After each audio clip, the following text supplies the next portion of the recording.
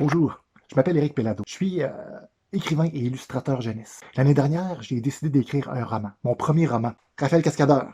Le gros triangle jaune, c'est pour la série.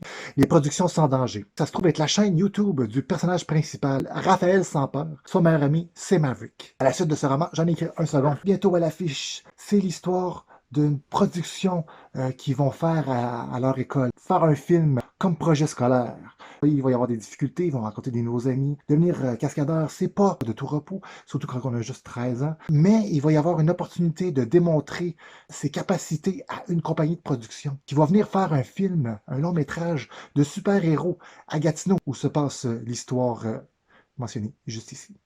Raphaël sans peur, c'est un adolescent qui rêve de devenir cascadeur. Il souhaite devenir cascadeur. C'est quoi être un cascadeur? En gros, la personne qui remplace l'acteur ou l'actrice, lorsqu'il y a des scènes d'action, des combats, des chutes, des gestes qui pourraient être plus dangereux, qui savent se mettre en danger de manière sécuritaire. C'est plutôt ça que je voulais dire. Donc c'est ça. Donc, à chaque fois qu'il y a des cascades, l'acteur est remplacé par le cascadeur. Voilà, c'est ça. Je vous lis un extrait du premier roman. Respire, mon vieux. Tu as répété mille et une fois ta routine. Tu ne pourrais pas être mieux préparé. Quittez mon ventre, cher papillon. C'est l'heure d'entrer dans l'arène et de leur en mettre plein la vue. Go! En coulisses avec les autres candidats, je m'avance calmement en prenant de grandes inspirations. Je gravis les 5 marches en bois menant à l'estrade de l'auditorium de mon école. Seul un projecteur aveuglant illumine le centre de la scène où je dois m'installer, en attendant le signal de mes évaluateurs. Je devine à peine les 3 individus qui devront juger ma performance. À part Caroline Beaulieu, je sais qu'il y a Madame Clavel, l'enseignante d'art dramatique, et Damien Chose-Binouche, dont j'oublie le nom. Je crois qu'il est en 5e secondaire. Une fois en place, j'entends une voix provenant de la masse ombrageuse à 3 têtes. Quand tu seras prêt, les planches sont à toi. Je fais un signe en présentant mon pouce en l'air vers la régie pour indiquer à mon copain, Maverick, de lancer la trame sonore. Un remix d'une musique techno entraînante commence à jouer. J'écoute les rythmes et je compte dans ma tête. Les yeux fermés, je prends une grande bouffée d'air et je me lance. C'est parti. J'amorce avec un plongeon combiné d'une roulade que je complète avec une manœuvre de karaté à gauche. Je me redresse et poursuis avec 3 coups de pied en suspension.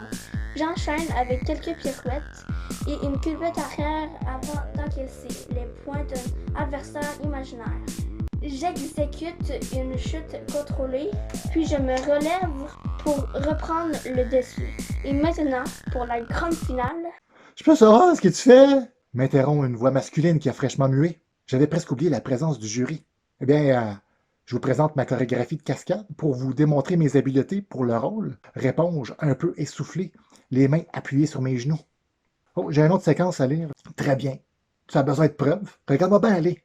Tu vois la pente à bosse? Suis-moi et prépare-toi à en avoir plein la vue. Maverick et Bruno me talonnent jusqu'au point de départ. Je m'installe sur ma planche Burton, pareille à celle de Shaun White, un pro du snow que j'admire. Je donne le hockey à Maverick pour capter la scène. Action! Au signal de mon réalisateur, je m'élance sur la pente experte. Dès les premières boches, j'exerce un saut de 360 degrés juste pour me réchauffer. Je sais que ce ne serait pas suffisant avec mon bagage de gymnaste. J'approche la prochaine élévation avec l'intention de faire une pirouette arrière. J'ai déjà exécuté cette manœuvre plusieurs fois. Tout se passe au ralenti dans ma tête. J'étudie la moindre inclinaison du terrain. Au pan de la bosse, je m'accroupis le plus bas possible comme une grenouille. Ainsi, je transporte toute ma force et mon énergie dans mon show pour atteindre un maximum de verticalité, donner l'impression aux spectateurs, surtout à l'inculte Bruno, de mon envol. Hop! C'est mon plus haut bond à vie! Voilà une pirouette arrière facilement exécutée. Je suis tellement haut que je suis convaincu d'être en mesure d'en accomplir une seconde. 2 pirouettes, une prestation digne d'une médaille olympique aux prochains Jeux d'hiver. Des pointages de 10 sur toutes les lignes de la part des juges, à l'exception du délégué russe, qui ne croit pas à la perfection et qui ne donnerait qu'un 9. Il ne me reste plus que conclure à l'atterrissage. Je suis tellement impressionné d'avoir réussi mon exploit aérien que je me laisse déconcentrer l'espace d'une fraction de millième de fragments microscopiques de secondes et PAF! Je m'arrête là. C'est suffisant, vous pourrez lire le reste. Quand je parle tout seul, je me sens observé. Rob,